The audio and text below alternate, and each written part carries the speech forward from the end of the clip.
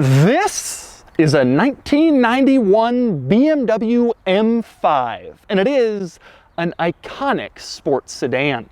The E34 was the second generation of the M5, and it was only sold in North America for 3 years, 91 to 93. It was also the last hand-built M car, and it helped set the tone for the BMW M models that followed. And today, I'm going to review it.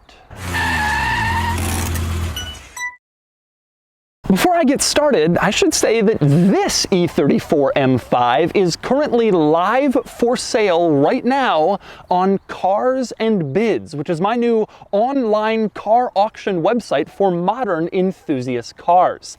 Yes, that's right, this exact E34 M5 is live right now being auctioned. The auction went up today and you can go check it out. This car perfectly fits what we're looking for at Cars and Bids, which is cool enthusiast cars from the modern era, the 80s, the 90s, the 2000s, and up. So go check out the E34 M5 auction live right now. Go bid on it by clicking the link in the description below to go to carsandbids.com. So let's talk E34 M5. The original M5, the E28, came out here in North America for the 1988 model year, and it was sort of a test case to see if the North American market was really interested in a high-performance version of the BMW 5 Series.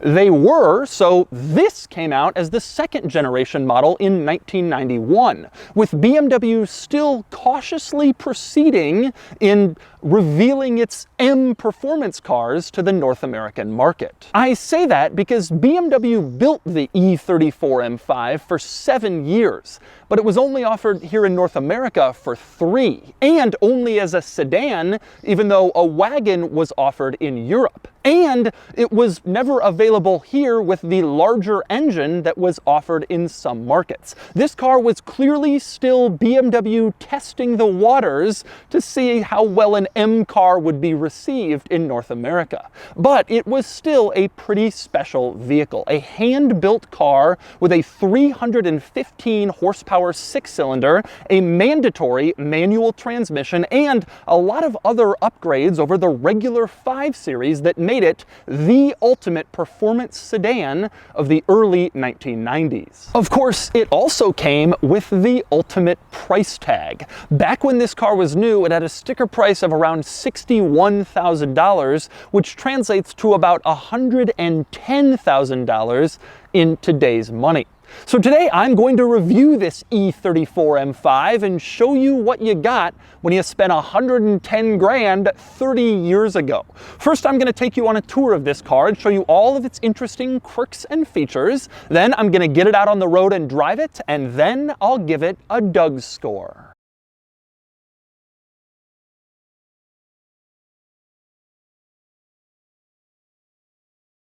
Alright, I'm going to start the quirks and features of the E34 M5 with getting in, and I want to talk about the key.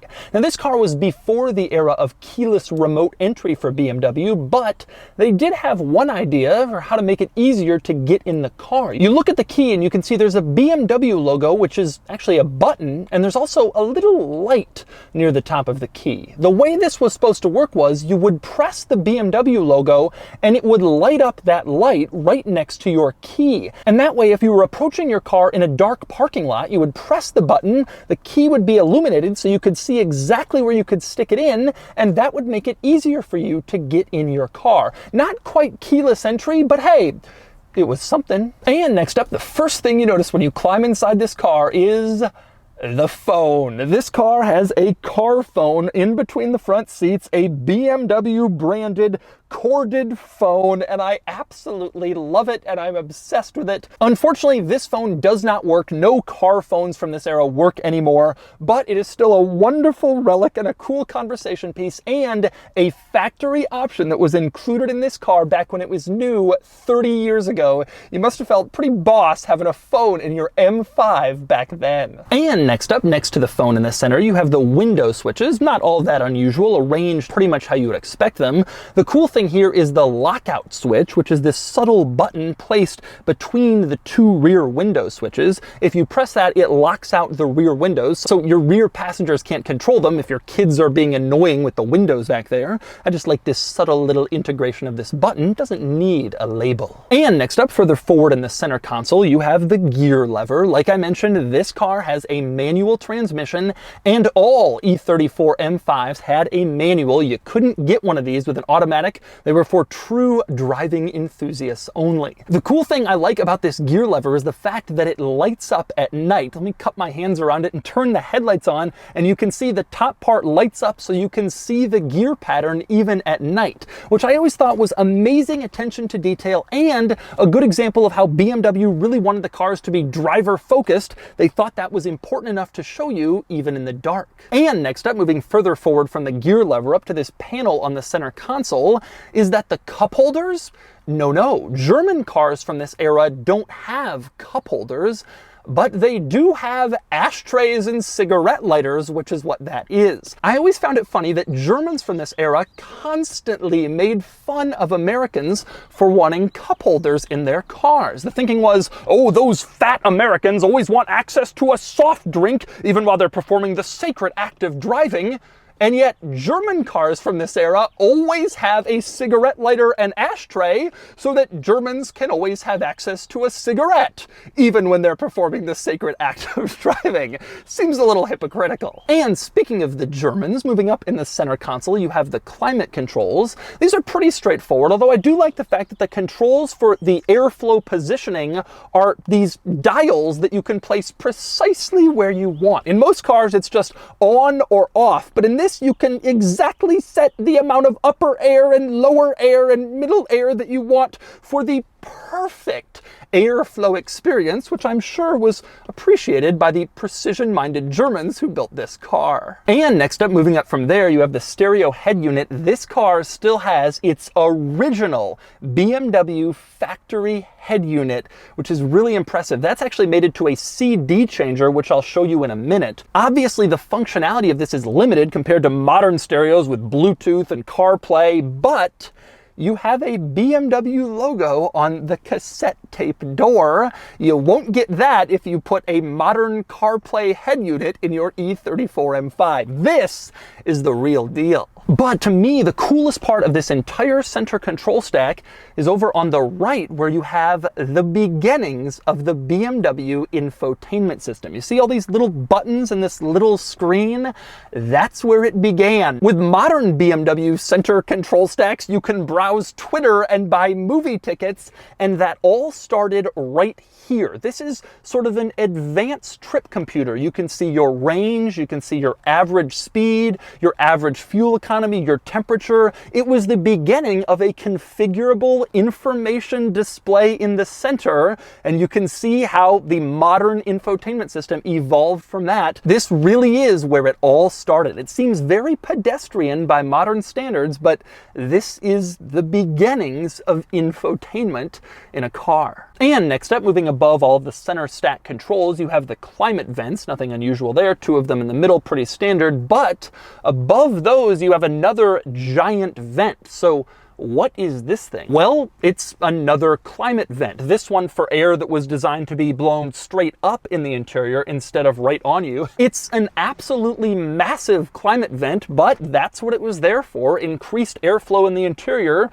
in a slightly different place than the rest of your climate control vents. And speaking of unusual climate vents in this car, another interesting quirk, the vents over on the sides of the dashboard for the driver and passenger aren't on the dashboard at all. You can see they're on the doors, actually, and when you open up the door, the vent opens with it, both on the driver's side and over on the passenger side. A few cars have used this over the years, but it's unusual to see. But the E34 M5 did it, probably for packaging reasons on the dashboard. They just didn't have enough room to stick the vents on there and make them look good. And next up, speaking of climate control, this car has heated seats, which are controlled by this little switch next to the seat itself. Two different stages of heated seat. That was a pretty advanced advanced feature for 1991, but you expected it in a luxury car of this ilk. In terms of seat controls, what you didn't expect was the thigh support. Check this out. This little switch extends out the thigh support in the front of the seat to give taller drivers more support on long drives. That is an impressive feature. Very few cars have that. A lot of BMWs do, but it's usually a manual lever that you pull. In this car, power-operated thigh support. Only the finest German luxury. And next up, another interesting control in this car is the headlight controls, which are quite strange. Over to the left of the gauge cluster, you can see there's a big switch, and then at the top of that, there's like a rectangular window. And whichever item the window has in its window is where your headlights are positioned. So you can see it's on 0, the headlights are off, but if you move it up, the window shows different headlight positions and then they're on. It's a very unusual way to do it, but that's what they did on the E34 5 Series. And next up, onto the gauge cluster itself, you can see this is a pretty straightforward BMW gauge cluster from this era. Nothing unusual or especially odd in here, although I will say at the bottom you do have this pixel display. This was one of the earliest BMW models to have this, and you could adjust what it showed you by pressing the end of the turn signal stalk. You push that and it would give you your range, the temperature, your average speed, all of that sort of thing. Now this is still true in BMW models today. You press the end of the signal stalk and the gauge cluster changes to show you different displays and information, and this is one of the cars where it started on. You can again see some of the origins of still existing BMW interior design. And speaking of BMW interior design, I want to talk about the general look of this car's interior, specifically this center control stack, which you can see is tilted a few degrees towards the driver. That was a huge deal at the time. Basically, every other car always had just a flat dashboard and everything was just as easily in reach of the passenger as the driver. But BMW started pitching its cars as the ultimate driving machine. And so they wanted to provide a more driver-focused interior like a cockpit.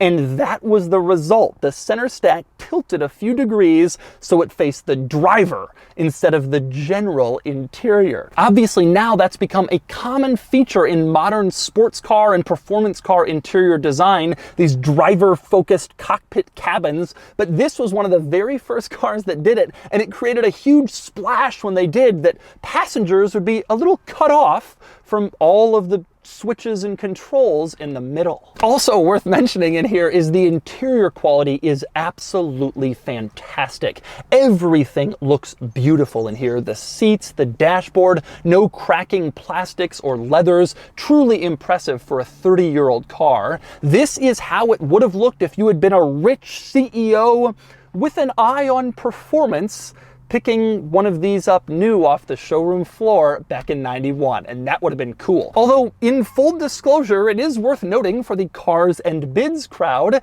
that the sun visor lights have burned out. So if you get this car, you will not be able to look at yourself as brightly as possible. And next up, moving on to the back seat of the E34 M5, where you can see that rear seat room is decent, but not exactly huge. It definitely doesn't have the interior room of a mid-size sedan like we would think about them today, but that makes sense because this car is the exact same length as a new 3 Series, down to the 1/10 of an inch. They are identical. So this formerly mid-size sedan is now considered a compact. Everything is growing, and that's why this car feels a little cramped for a 5 Series. Now, other interesting quirks back here. One is that once again, you have a cigarette lighter back here and individual ashtrays on the rear doors, one on the passenger side and one over on the driver's side so that your kids can smoke. Another classic example, cup holders was a ridiculous idea by the unhealthy, distracted driving Americans, but putting a cigarette lighter and ashtrays in the back seats with your kids, that was a reasonable thing to do in early 90s Germany. Other notable items back here, one is this giant center armrest. You put this thing down, it's like 4 inches high, and it gives you a nice little place to comfortably rest your arm. But by far the most interesting thing back here is the fact that the seat belts come out of the center, not the edges of the seat like you're used to. They come out of the middle, and you buckle them into this strange seatbelt buckle that's integrated into the seat and colored to match. It's an odd thing back here, reaching into the middle for the seatbelt and then putting it into that weird fixed buckle. Definitely different from what I'm used to. And next up, I want to talk styling, because I love how this car looks. Just the general design of the E34 5 Series I've always loved. I think it's clean and simple and elegant and not fussy or over the top at all. But I also love how subtle the M5 is over the regular 5 Series. You have an M5 badge up front, you have an M5 badge in back, and the rest are just a few little subtle details that basically nobody else would ever notice. It is such a departure from modern M and AMG cars that scream what they are. Back then, you had to look very closely to see what it was you were getting beaten by. And next up, we move on to the trunk in the E34 M5, which contains some hidden treasures. Open it up, and the first interesting thing you notice is on the inside of the trunk lid, where you have this plastic compartment. You unscrew the top part, pull it down, and there's a toolkit in here full of all the tools you could need to operate your M5 on the roadside. But that's not the most interesting thing in this toolkit. What I like best in here is this little diagram of a car, which is actually an E28 BMW 5 Series, and frankly, a pretty good diagram of one. Now, I've mentioned that diagram in other reviews I've done of BMWs from this era. What I haven't mentioned is over to the right, where you have a BMW cloth. Look at this, a BMW branded cloth. This is how you know a car has been beautifully preserved, because the manufacturer branded cloth has been saved for 3 decades in the toolkit. Pretty cool. And kind of gross. Anyway, other interesting stuff in this trunk. One is the 6-disc CD changer, which is mounted back here. You open up this little door, then press the eject button, and then the CD magazine ejects. You pull it out and put in your CDs one by one. This was actually pretty common for early CD changers. The crazy thing here is that this car has a CD changer at all. In '91, this must have been a huge deal, probably one of the earliest cars with this feature. And speaking of electronics, next to this CD changer, you can see there's a little label that says pre-wired for BMW cellular phone. This, of course, relates to the phone I showed you inside. This is probably where the wires go, but it's just interesting to see this label. This isn't one you see very often in any modern automobile. Ever. 2 other notable items in the trunk. One is over to the right, you have this little storage cubby, which I am sure is precisely sized to fit the bottle of motor oil that is recommended by BMW for this vehicle. Such a German thing, and I have no doubt they made it perfect. Another good example of German attention to detail is this little arrow you can see when you're standing behind the trunk. What exactly is that for? Well, behind that arrow, you have the trunk handle. You reach in, grab it, and you can close the trunk. So that arrow is letting you know how to close the trunk most effectively and efficiently. I would expect nothing less from a well-built German sedan. And next up, I want to talk wheels. This car has the throwing star wheels, as BMW enthusiasts call them. They are by far the most popular and the most attractive wheel that was offered on this car, but they were not the most interesting. That honor goes to the turbine wheels, which look like this. You can see they're a little odd. They were 3-piece wheels with kind of a turbine design on the inside that were intending to send air towards the brakes while the car drove along in order to cool the brakes. It was a neat idea, but the problem is they just look terrible, like small wheels with white wall tires. Not a very attractive look for an aggressive German performance sedan, but it was an innovative idea to help cool the brakes in the days before modern technology gave us more options there. Nonetheless, I've always preferred the look of the throwing stars. And finally, we move under the hood. which is interesting in itself because it's front hinged. You can see when it's open, it kind of gives the car a more special look. But anyway, let's talk engine. 3.6 liters straight six, 315 horsepower. The result was 0 to 60 in about 6.3 seconds. Now, those numbers aren't particularly impressive by modern standards, and in fact, later in this car's production run, BMW bumped this up to a 3.8 liter engine with 335 horsepower, but that was never offered in North America. Still, by the standards of its time, this was pretty good. This was an era before everybody had a performance sedan. There was no CTS-V, there was no E34 AMG. This was one of the only games in town, and it was pretty impressive back then. Just the fact that BMW did it at all, and you had this manual transmission M car in North America was pretty cool. Now, as for the engine itself, I love how this looks. You have BMW M power prominently written to make sure everyone knew it wasn't a regular BMW. You also have the M logo over on the other side. That's just cool, and it still looks cool 30 years later. As for the car, well, this is a rare one. Like I mentioned, this was the last hand-built BMW M car, and they didn't hand-build too many, only 12,200 for the entire world over the 7-year production run, and less than 1,700 of those came to North America. This is one of those 1,700, so you go driving in an E34 M5, you're not likely to encounter another one anytime soon, or ever. And so those are the quirks and features of the E34 BMW M5. Now it's time to get it out on the road and see how it drives. All right, driving the E34 M5. Now, before I get into the drive, a little more background on this car. The E34 M5 has kind of found itself for many years in sort of the not as appreciated era of the M5. The E28s are always well known. They're the first ones. They were all black here in North America. One model year, pretty rare. They're very special. The E39 M5 has had this legend grow around that is sort of the last manual V8 analog, blah, blah, blah. And it was so good looking and simple. The E34s with their 6-cylinder, they just didn't quite have the same clout until about the last 2 or 3 years. And now this car is starting to develop sort of some recognition and an audience for the same reason that a lot of collectible cars like this do, which is not because it's fast, not because it handles better than a modern car, but because it's rare and it's special. And when I think E34 M5, that's what I think. Obviously, a new one is way faster, way better in every way, but when I see an E34 M5 on the street, that's a head turn, point at it, take a picture, send it to your friends kind of car.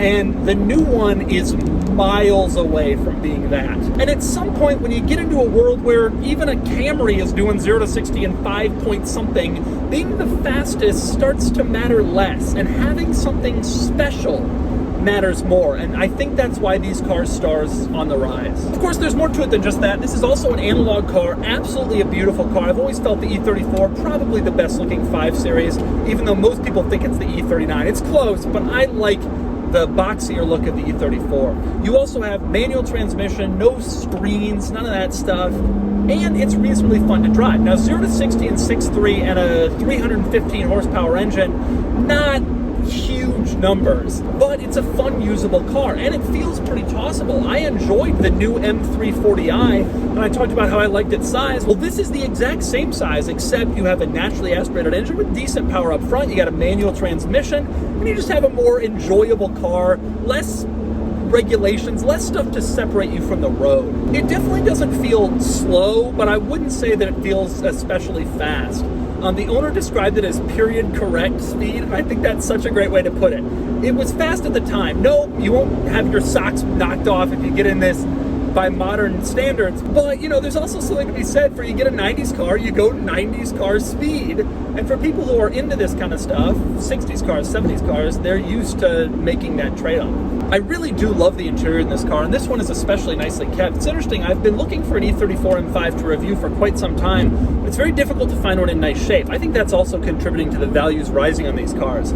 People bought them to drive, they drove them, then they moved them on to the next owner. So many of these have 6 owners and 200,000 miles. Now this one has 172,000 miles, but it's clearly been maintained tremendously well, and the current owner is a BMW enthusiast who's kept up and kind of put it back into a nicer shape than when he found it. And so that's the 1991 E34 BMW M5. I've always loved this car, and I've especially loved how it looks. I think this is probably the best looking 5 Series, yes, even better than the iconic E39. Now granted, this car doesn't have the E39 M5's V8 up front, but it's still a special car, looks great, drives well, and it's a good example of some of the beginnings of BMW M. And now it's time to give the E34 M5 a DougScore. Starting with the weekend categories and styling, I love how this looks. I think the E34 is absolutely beautiful for a sedan, for a 90s car, and it gets a 7 out of 10. Acceleration does 0 to 60 in 6.3 seconds, and it gets a 3 out of 10. Handling is fine, and it gets a 5 out of 10. Fun factor is okay. It's fun, and then it's an M car with reasonably sharp handling and sort of good acceleration, but it's not wildly thrilling, and it gets a 5 out of 10. Finally, cool factor, and these are pretty cool, especially for an M car, which has become commonplace in the car enthusiast world. Not this M car, though. You never see these, and it's exciting. And it gets a 6 out of 10 for a total weekend score of 26 out of 50. Next up are the daily categories and features. This car is well equipped for the time period, but pretty mediocre by modern standards, and it gets a 3 out of 10. Comfort is average, and it gets a 5 out of 10. Quality is okay. These are reasonably reliable and reasonably nice inside, but not ultra amazing quality, and it gets a 6 out of 10. Practicality is normal for a car like this, and it gets a 5 out of 10. Finally, value, and this car does well. I think these are still undervalued given the rarity and the special status as an early M car, but they are starting to gain recognition and come up in value, so it gets a 7 out of 10 for a total daily score of 26 out of 50. Added up, and the DougScore is 52 out of 100, which places it here against some other 90s performance cars and BMW M cars. The E34 M5 ties the Mercedes 500e, which is probably its closest competitor, but they come to the score in different ways. The M5 has a higher weekend score, the 500e has a higher daily score, no surprise. Overall, the E34 M5 is a fun car, but mostly it's a special car, which is why it's been attracting more interest in recent years.